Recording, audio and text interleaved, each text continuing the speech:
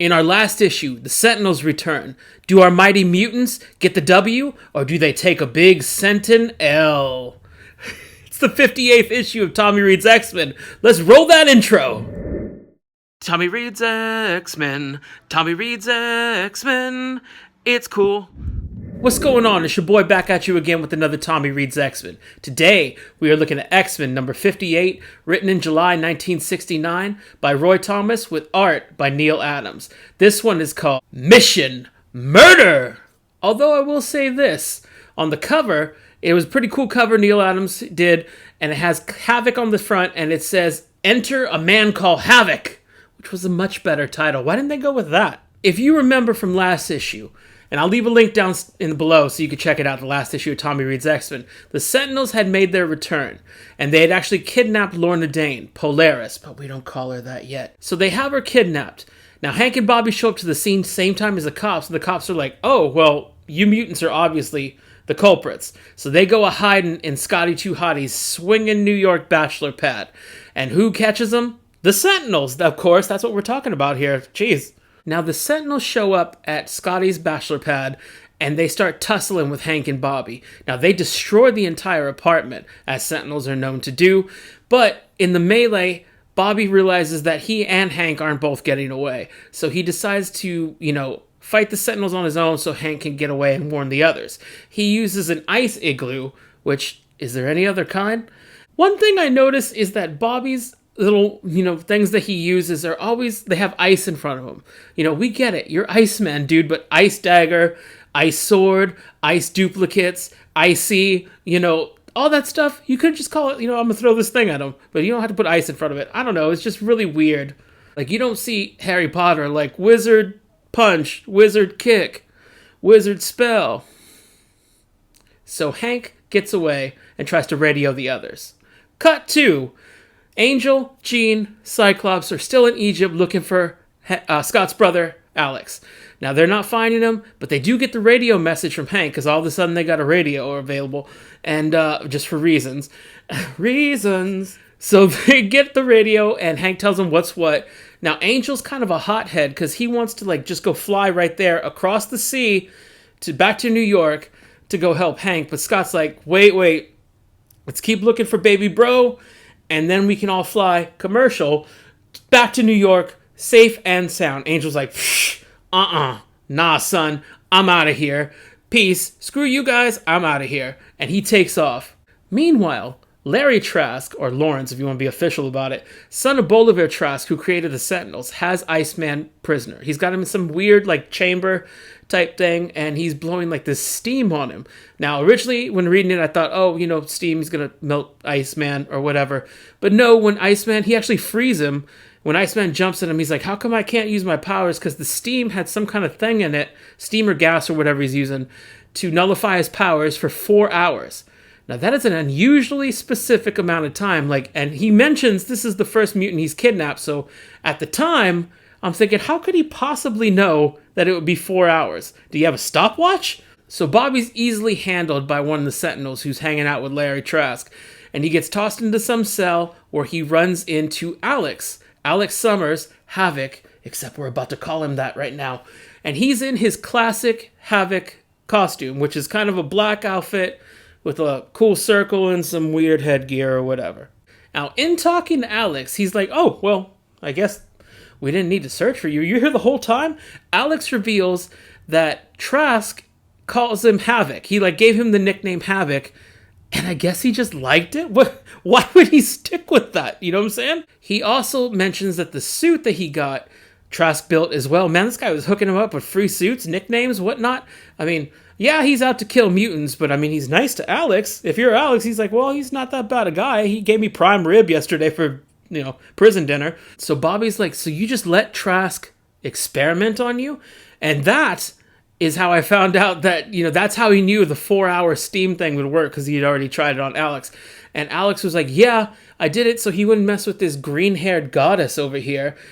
And it's Lorna. Back in the day, I used to say there was always a Jean's hot, or somebody had to say Jean was hot in each issue, obviously, hence the name. But now they seem to do it every time Lauren is in an issue.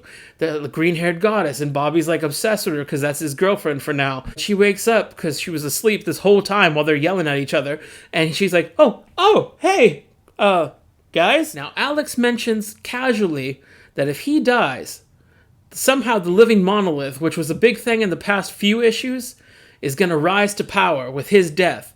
Because some reason, we don't know yet. Whoa, reasons. Though, for some reason, the living monolith will gain power if Alex dies. They don't go into it. I just sang reasons for you. It was pretty dang fun, but they don't give any reasons. Meanwhile, what are the Sentinels up to, you ask? Well, I'm going to tell you. They go on a mutant kidnapping spree. First, we see them fight Angel, and this is up in the air. Angel's, swirling all around and flying all around, and eventually he gets too tired and they catch him. Now, we see Scott and Jean are literally on a plane watching this battle happen. Like, if Angel had just waited, it's like the mom from Home Alone. Like, if she had just waited with the rest of the family, she wouldn't have had to do all that nonsense and still get home at the exact same time. They were like, oh, should we help him? And Scott's like, nah, he didn't listen, so that's on him. Sentinels start going to Magneto and Mesmero, who are in some weird lair, punching up buttons and doing who knows what nefarious plans.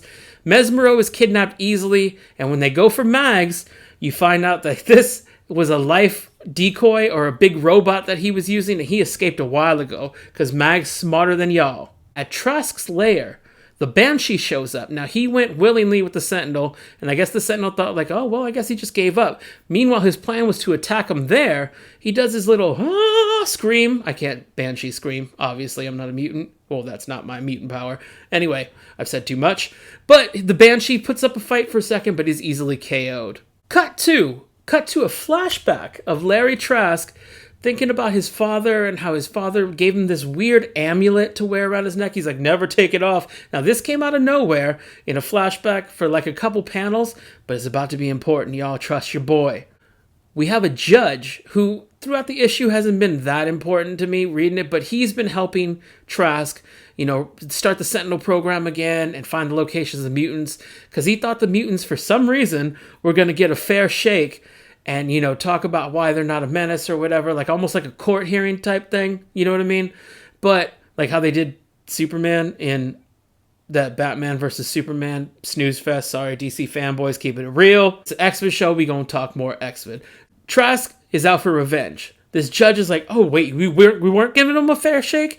And he does the only thing a judge can do in that situation, and he straight up punches Trask. Sucker punches him, in fact, so hard that it knocks the amulet off of him. Meanwhile, Trask is like trying to call off the Sentinels or something like that, or give him an order, and they don't listen to him. Now, why? Have the Sentinels gone crazy like last time when they actually killed his pops, Bolivar Trask, except he don't know that, but we do? No. They don't listen to him because the amulet was suppressing his mutant ability. That's right, y'all. Larry Trask is a mutant. End of main story. And there ain't no backup. So let's get to those final thoughts. All right, y'all. I'm going to give this about a 7 out of 10. And let me tell you why. Because there was decent action. There was a ton of cameos. All the people we had seen previously in older issues of X-Men coming through. Magneto's in there for a cameo. So anytime Mags is on there, I'm enjoying it. It was a decent plot twist at the end. I mean, I knew Trask was a mutant because, this story was from 1969. And this is 2021. So I know my X-Men. But if I was reading at the time, I'd be like turning the page like, oh, snap. I got my 12 cents worth, you know what I'm saying? It was a good issue, nothing spectacular, but I did enjoy it, and I'm looking forward to the next issue. If you like what you see, or are mildly entertained, please like and subscribe down here, hit that bell notification in the corner, I don't exactly know where it's at, and do your boy a solid, help spread the word about the Tommy Love Stuff channel, YouTube's best kept secret. Got a lot of great stuff on this channel. Please check the playlist for more comic reviews. We do food reviews around here. We even talk a little wrestling. Got a new series called Late to the Party. Please check that out, where I talk about my trip to Disneyland and the food poisoning I got while I was there. Yeah, like I said, a lot of great stuff on the channel. Hope you enjoy it. Thank you for letting me entertain you, and we'll be back with another video soon. Later. For some reason, we don't know yet, Whoa, reasons. The reasons. Anyway. The reasons that we're here. He's got his powers drained or something, something. Don't know the words. So, go Giants.